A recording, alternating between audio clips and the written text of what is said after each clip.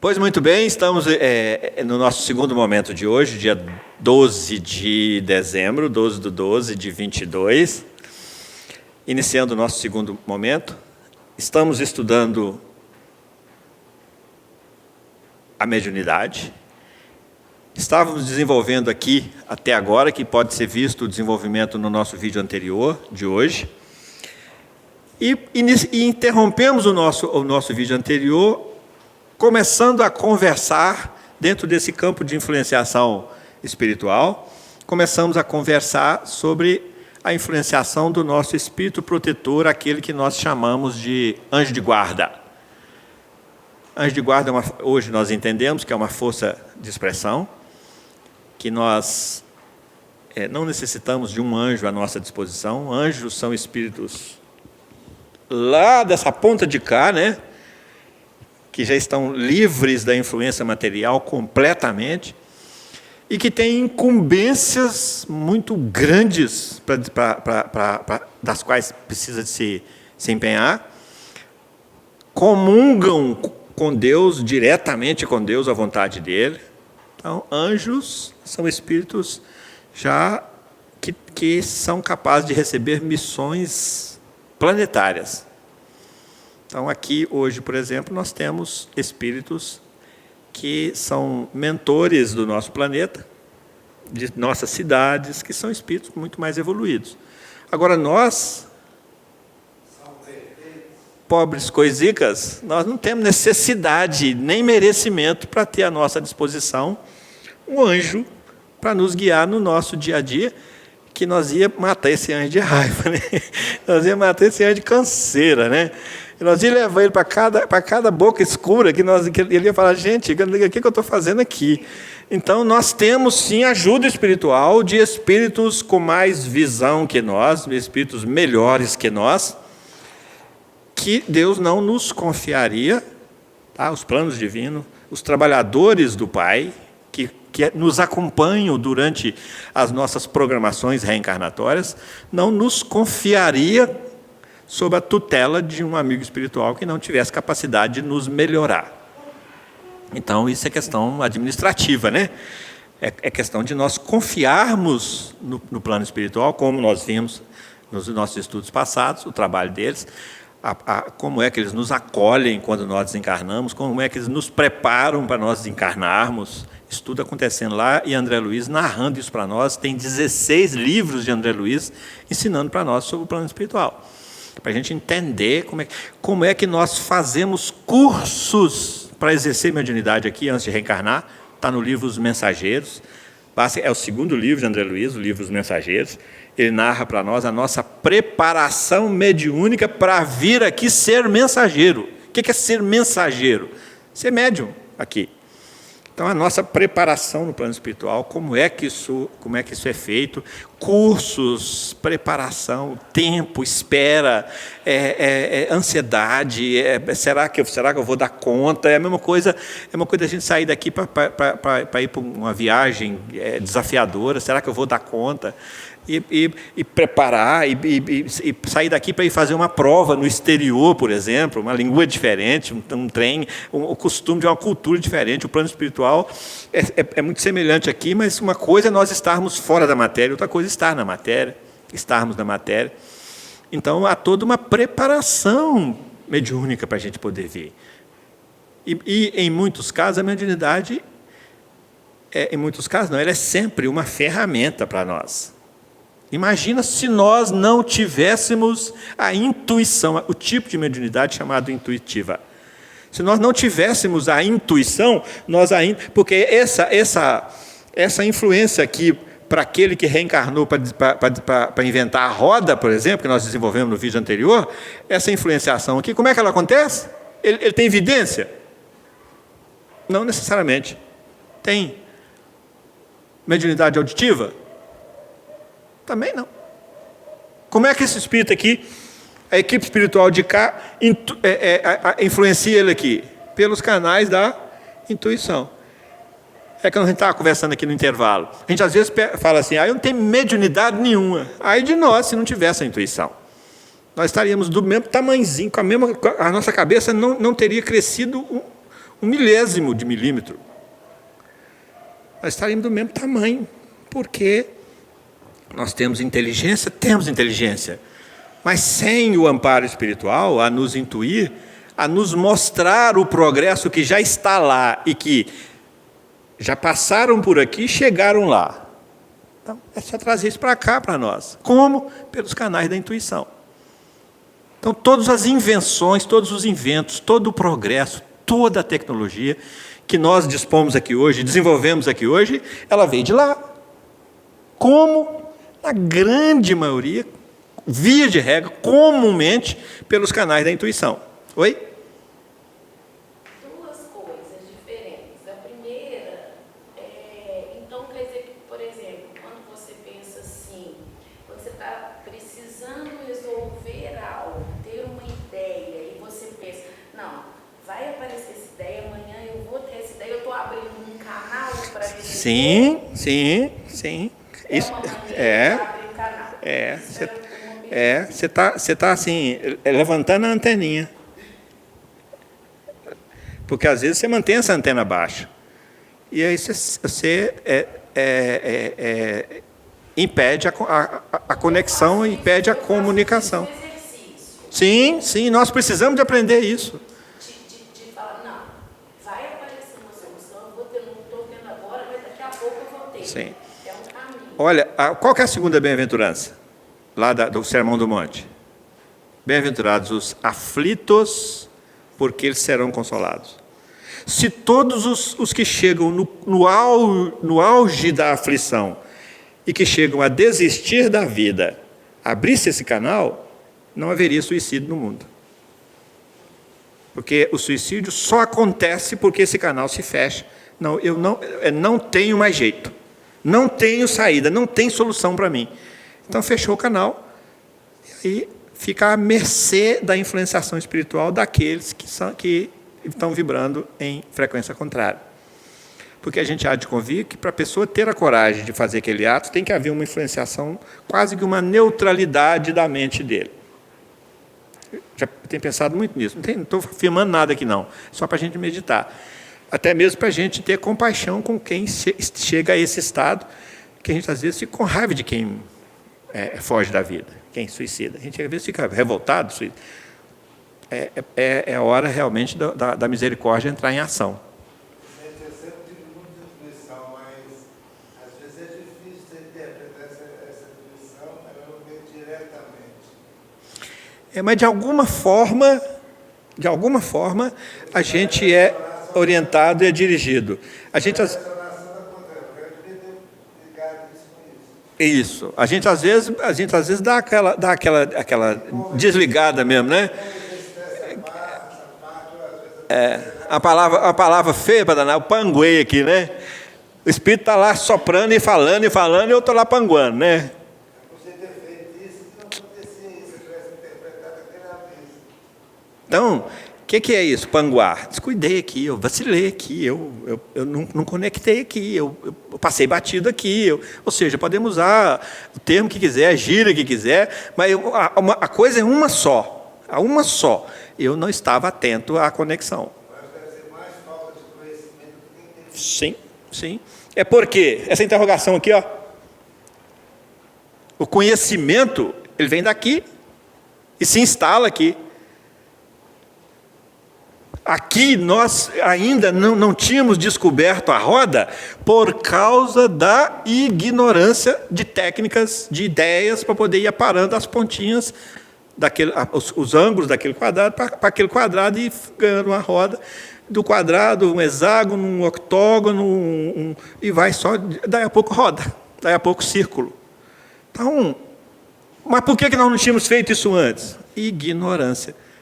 Quem sabia disso? Estava cá.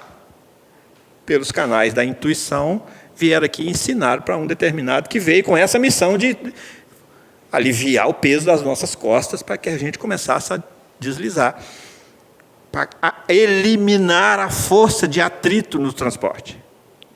Imagina o que é você sair arrastando. Imagina o que é você sair. A gente sente isso quando vai empurrar um carro, né? Empurrar um carro de início ali é 4 homens. Quando ele começa a funcionar, acaba o atrito e vai embora. Então, ou seja, olha como que isso beneficiou um planeta. Uma roda. Agora vamos pensar. Na época do Cristo era a lepra. Gente, a lepra era uma coisa... Na época, há pouco tempo, no Brasil, aqui, os nossos artistas morriam de tuberculose.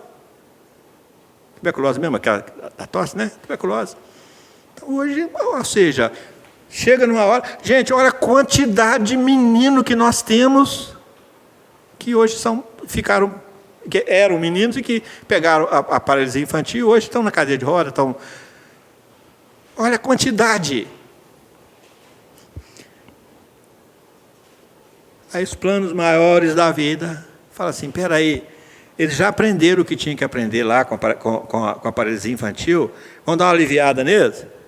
Ô Albert Sabin, vem cá, vai lá, encarna lá. Ele vem, Albert Sabin, reencarna aqui. Ô fulano, vem cá, você vai assessorar o Sabin na descoberta da vacina para que a meninada lá para de correr esse risco, tenha uma melhor qualidade de vida. Hã?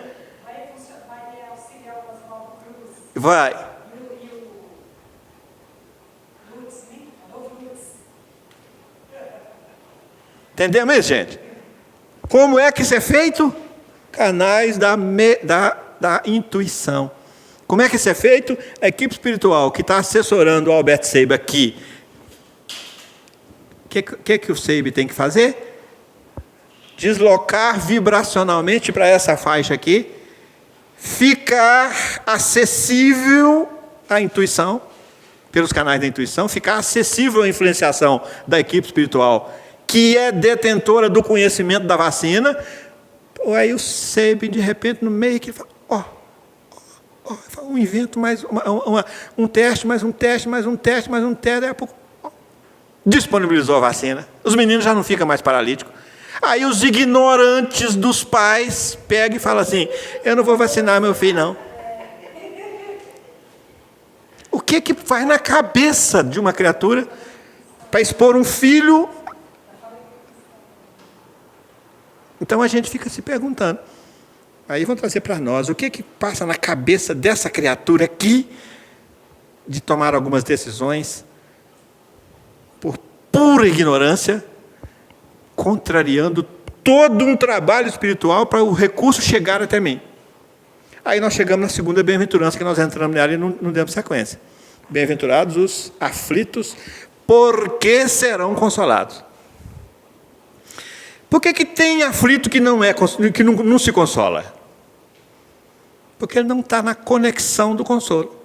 Ele está na conexão da revolta, da vítima, do prazer em sofrer, do masoquismo, até que ele cansa daquilo, em que ele pega o caminho de volta e se instala nessa frequência de estar consolável.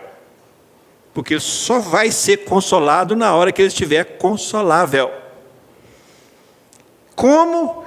Mediunidade. Porque se existe consolo, existe um consolador, que não precisa falar nada, e que normalmente esse consolo ele vem do plano espiritual, que intui alguém materializado aqui, que por sua vez aproxima desse sofredor e consola ele.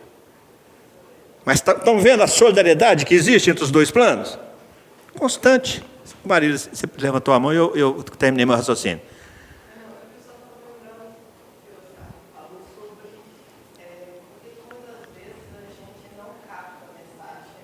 Que a gente muitas vezes não... A Maria está trazendo aqui, por que muitas vezes a gente não capta a mensagem?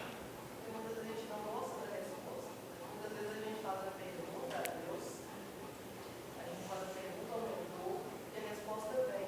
Mas a resposta não é a que a gente queria, e muitas vezes a gente diz que não tem a resposta. A gente tem a resposta, mas não gostou dela. E muitas vezes a gente precisa realmente bater a cara na parede para entender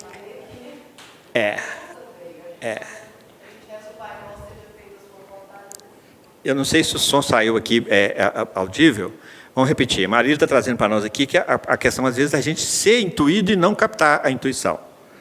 É que muitas vezes a intuição vem, a gente capta sim, mas só que rejeita porque não gostou dela.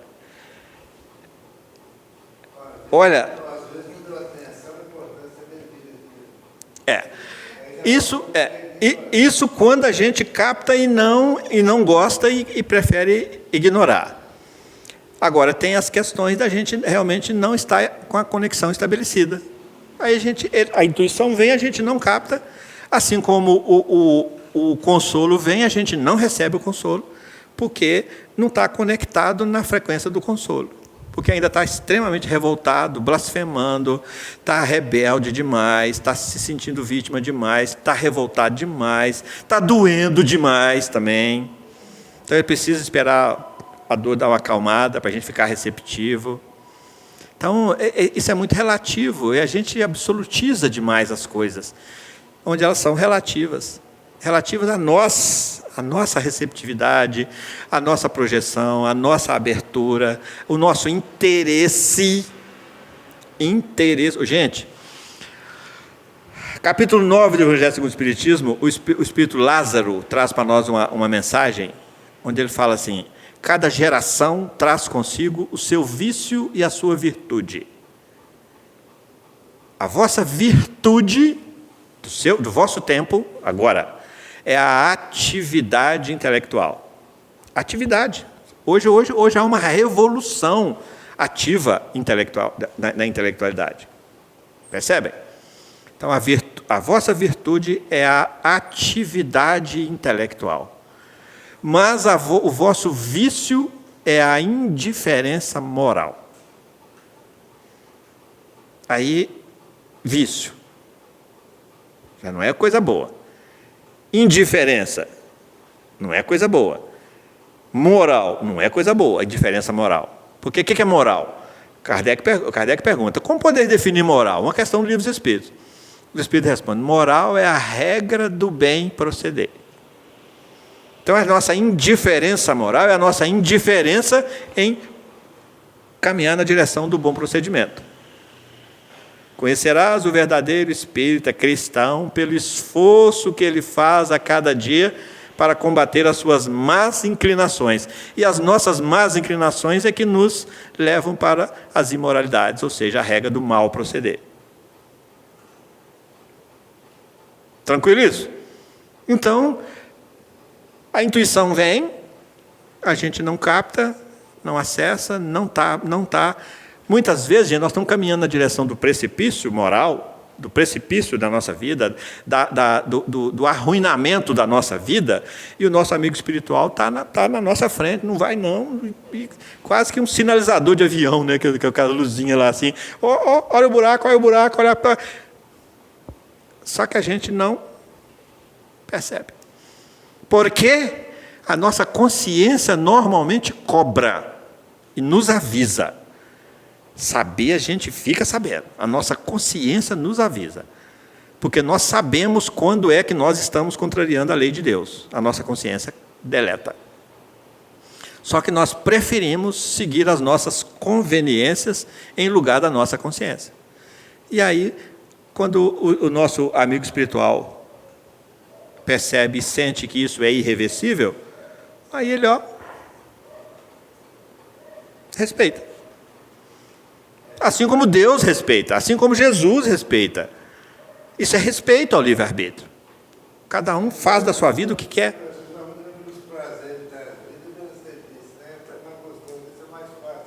Exatamente. Exatamente. Porque a nossa consciência nos conduz para a responsabilidade. Ao passo que as nossas conveniências nos encaminham para aquilo que é prazeroso. E o prazeroso é momentâneo. Quem não quer comer uma pizza mesmo não sabe, né? Tudo bem, gente? Alguma pergunta aí mais? Você falou sobre lá dos mensageiros, Do livro dos mensageiros. Aqueles que os espíritos são preparados. Cursos. Existem cursos, tá? Aí eu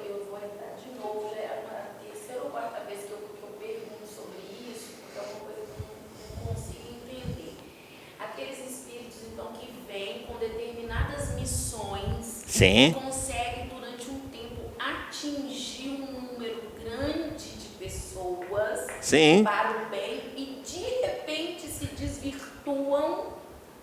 Aí eu tenho 2 exemplos práticos para todo mundo entender o que eu estou falando, que é João de Deus E outros Joãos, e outros Joãos por aí, né? Flor de Lis. Vamos pegar Sim. 2 assim, bem cinematográficos, né?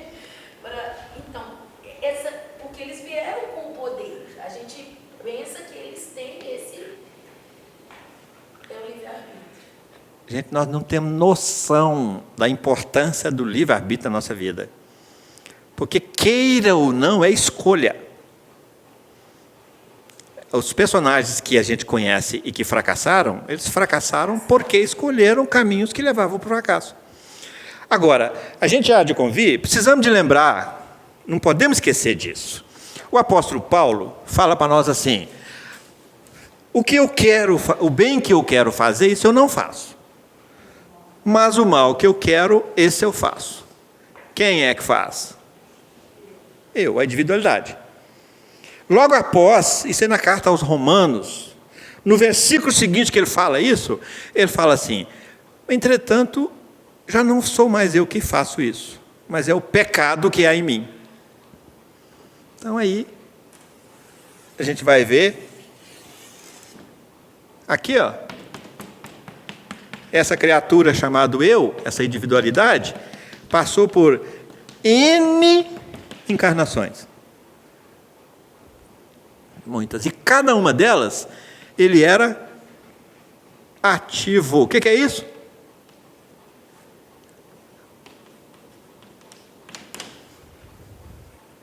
Ação. Ação de onde?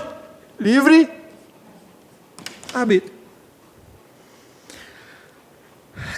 Kardec vem e pergunta assim: como é que eu posso saber de que natureza foi a minha última encarnação? Essa aqui. Essa encarnação aqui, que foi a última dela. Antes dessa, que nós estamos, ó. Está aberto porque nós ainda estamos encarnados. Aqui é hoje. Hoje. Hoje. Aqui é passado. Imortalidade da alma. Fomos criados simples, ignorantes e imortais. E começamos a agir utilizando o livre-arbítrio. Então hoje, essa criatura aqui é o fruto das suas escolhas nessas vidas aqui.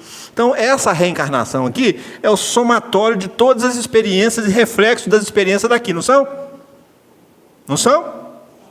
E essa daqui? E essa daqui hoje? É dessa daqui, mais essas todas que é nós hoje. E a melhor versão, né? É a melhor versão que nós temos.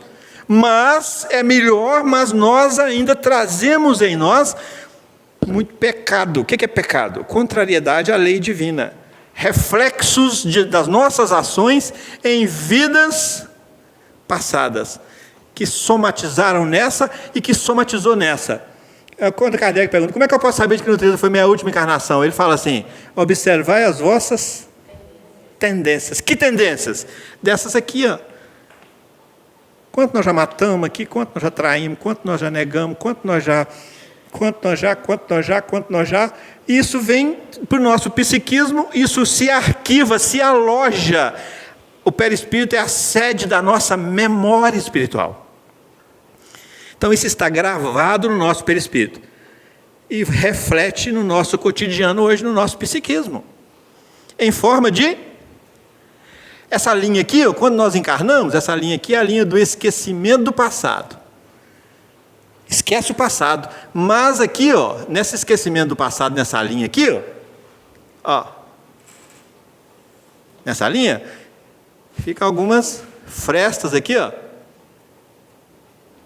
de memória, e de repente a gente, como é que chama esse trem? Que você fala assim: eu já vivi isso. Déjà vu, né? Que chama, né? A gente tem fazer, eu já vivi isso. Todas as pessoas têm características assim. Sim. Né? Você tem mania de falar assim: fulano, Isso é assim. Mas isso é quando é assim um grito de alerta do nosso passado manifestando aqui agora. Mas, via de regra, o nosso passado se manifesta aqui agora nas nossas tendências, nas nossas antipatias, nas nossas violências, na nossa falta de educação, na nossa intolerância, no nosso preconceito, que são filhos do orgulho e do egoísmo que nós trazemos em nós ainda. Então, toda a tendência dessa aqui, que era somatória de tudo, toda essa tendência aqui vai passando aqui e manifestando aqui. É isso que Paulo... Não sou mais eu que faço isso, mas é o pecado que existe em mim, ou seja, eu não dou conta de resistir aos meus pecados. É o que acontece com esses personagens que a gente vê que fracassam. Por que fracassam? A parte negativa ainda é muito forte. E mesmo ter treinado, ter recebido todos os recursos, todo o empenho, toda a assistência, mas grita dentro dele os reflexos do seu passado sombrio e que se manifesta na personalidade de agora. Personalidade é constituída de valores que constituem a nossa personalidade aqui. Desses aqui, a intenção é muito boa, a intenção, o projeto, a proposta, o planejamento é muito bom, mas eu dou conta de cumprir isso? Não. Então, afeta na personalidade. Aí nós vamos entender os fracassos de lá e os fracassos daqui. Porque quem nos garante que nós estamos fazendo o que nós viemos fazer aqui? Alguém já se perguntou o que veio fazer aqui? Já? Já se perguntou querendo escutar a resposta? Porque é o que a Maria trouxe para nós. A gente pergunta e não quer escutar. Porque Jesus fala assim, tudo que pedirdes em meu nome, creia que receberá. O que é pedir em nome de Deus isso aí, em nome de Jesus isso aí? É pedir em nome da verdade, em nome da lei de progresso, em nome do esforço, em nome do desejo de realmente melhorar, em nome da reforma íntima. A gente não pede. Você quer ver como é que a gente estabelece um contato com o nosso mentor espiritual, com o nosso amigo espiritual, com o nosso anjo de guarda? Basta que a gente pare assim, quando for fazer alguma coisa para alguém, ou fazer alguma coisa, é só parar e perguntar assim, como é que eu devo fazer isso aqui para isso ser bom, para isso ser do bem, de verdade? Quando você para e pergunta, opa, o senhor anjo da guarda, desde que ele te vê, já fala, a antena dele já levanta assim, e conecta com a sua, e ele começa, faz assim, faz assim, faz assim. Então, quando você fala, igual você falou assim, quando eu consigo parar e falar assim, calma que vai surgir uma forma de eu resolver isso melhor, vai vir uma solução, então você está abrindo esse espaço, levantando a sua antena, conectando com a antena dele, e as coisas, e você está falando assim, como é que eu posso fazer para ser o melhor? Kardec pergunta lá no Livro dos Espíritos, como é que eu posso saber se o bem que eu estou fazendo é realmente bem? Ou não é um pseudo-bem? Aí os Espíritos respondem assim, verificai se não há nenhum interesse pessoal nesse bem. Porque muitas vezes a gente faz o bem, mas no fundo a gente tem um interessinho ali, mexer na pedra da dama aqui, mas eu vou te comer 3 damas lá na frente, 3 pedras lá na frente. Mas foi descontar no posto de renda. E que tira da conta bancária e doa, mas eu quero recibo. Entendemos, gente? O que tem a ver isso com mediunidade? Mediunidade é comunhão, é comunicação espiritual. Então, quando a minha cabeça, o meu íntimo, trabalha nesse nível, nesse padrão moral, quem que eu vou atrair para perto de mim? Quem está nesse mesmo padrão moral. Voltamos nas 3 leis. Nós estamos sintonizados com todos os espíritos, mas com esses nós afinizamos com alguns que estão na mesma faixa vibratória que nós. Esses nós atraímos para essa faixa vibratória para ver a conectividade. Sintonia, afinidade, atração. Como é que está nosso tempo?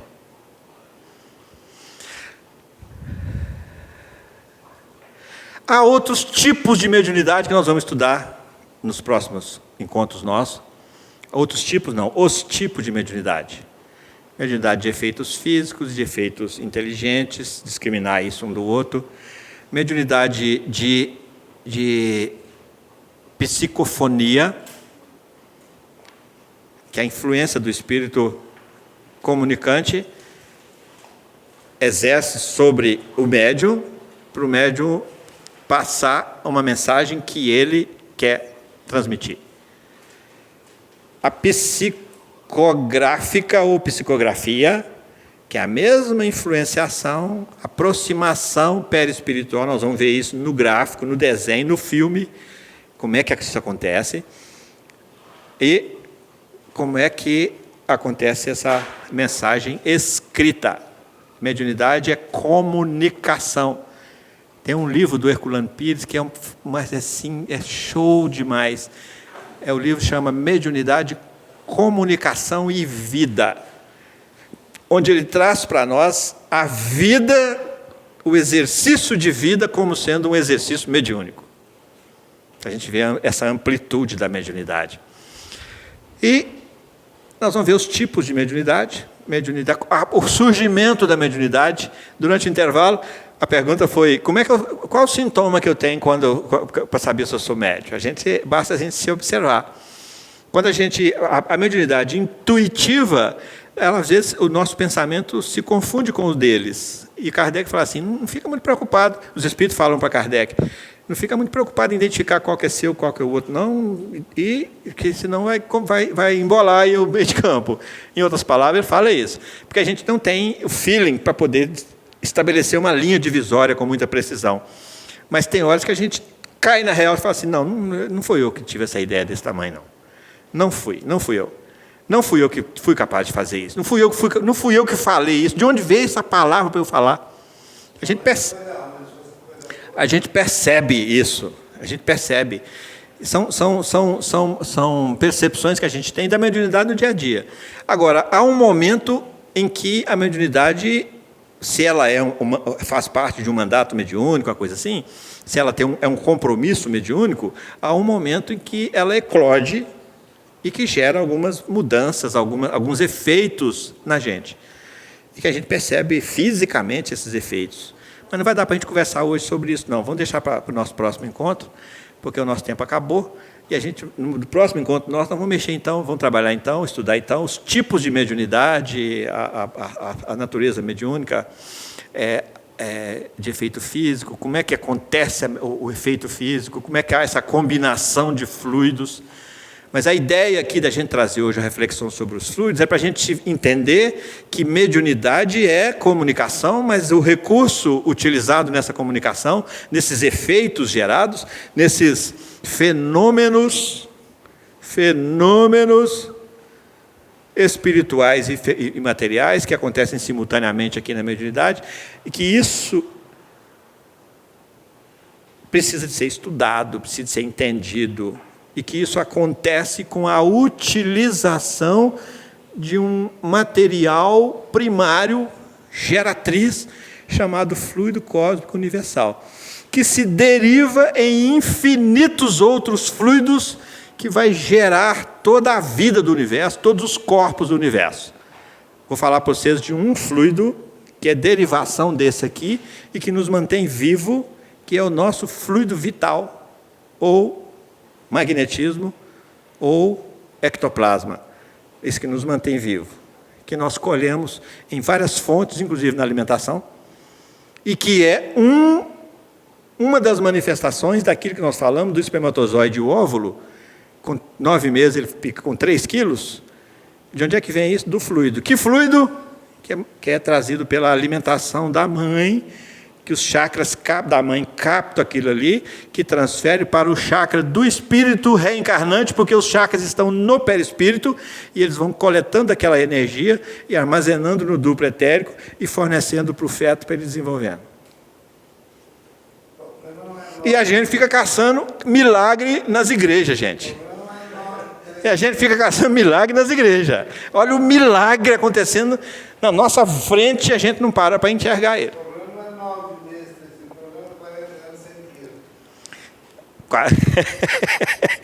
Imagina com 40 anos você chegar a 100 quilos, gente. De onde é que vem isso? Fluido cósmico universal também. Tranquilo, gente? Alguma coisa aí que não incomodou? Semana que vem a gente volta a mexer, a tocar a trabalhar esse assunto, a refletir sobre ele. E, voltando a repetir, vamos trazer aí os tipos de mediunidade, para a gente já ir se afinizando, como é que a mediunidade surge, como é que a gente percebe, como é que é esse fenômeno da mediunidade eclodindo, por que gera, às vezes, mal-estar na gente, perda fluídica, gerando mal-estar. Ok? Ou também fadiga fluídica, gerando mal-estar. Recebemos fluido demais de lá para cá, desequilíbrio fluido de cá. Chega de 7 horas da manhã, acabando de ver filme a noite inteira e está fadigado fluidicamente. Não dorme mais, tem um dia terrível, ruim, o organismo arrebentado, porque a gente é energia, fisicamente é energia. Ok? Então, obrigado, muito boa noite. Que Jesus continue nos abençoando.